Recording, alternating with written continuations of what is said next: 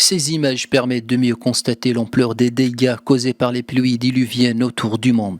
Au Soudan, les fleuves Nil et Atbara sont sortis de leur lit. Leur niveau ne cesse d'augmenter et ravage tout sur leur passage. Depuis le début mai, au moins 75 personnes sont mortes et des dizaines de milliers d'habitations endommagées ou détruites. L'ONU estime qu'environ 136 000 personnes à travers le pays ont été affectées par ces intempéries qui devraient se poursuivre jusqu'au mois d'octobre. Le Niger a aussi connu de graves inondations dans de nombreux départements du pays. Les pluies ont provoqué des effondrements de maisons et des noyades causant la mort d'une trentaine de personnes.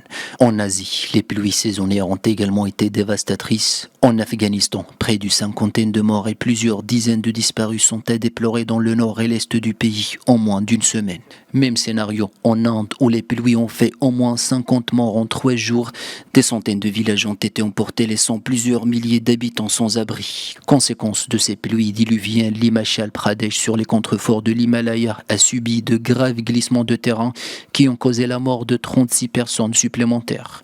Au Pakistan voisin, des inondations meurtrières ont également balayé le pays. Dans la province de Balochistan, au sud-ouest du pays, le trafic a dû être interrompu. Plusieurs routes nationales ont été fermées, tout comme le réseau ferroviaire qui reste suspendu en raison des fortes intempéries.